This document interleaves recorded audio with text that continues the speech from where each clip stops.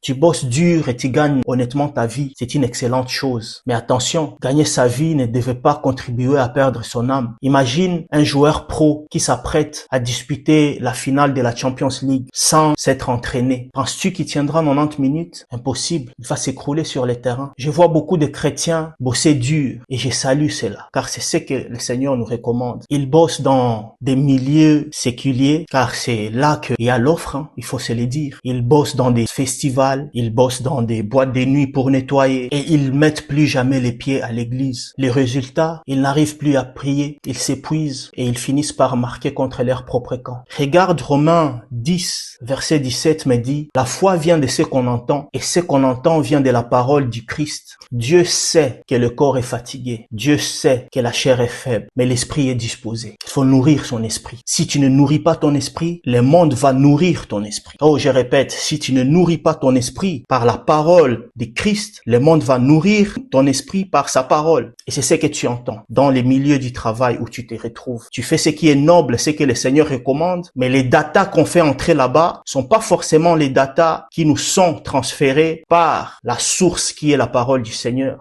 Sans ravitaillement spirituel, tu vas finir par trahir tes propres convictions par épuisement. Reviens t'entraîner avec le Seigneur. Si tu sens que ton esprit a besoin de se ravitailler, écris dans le commentaire je reviens et partage cette vidéo à un frère, une sœur qui s'essouffle. Courage, Dieu est capable.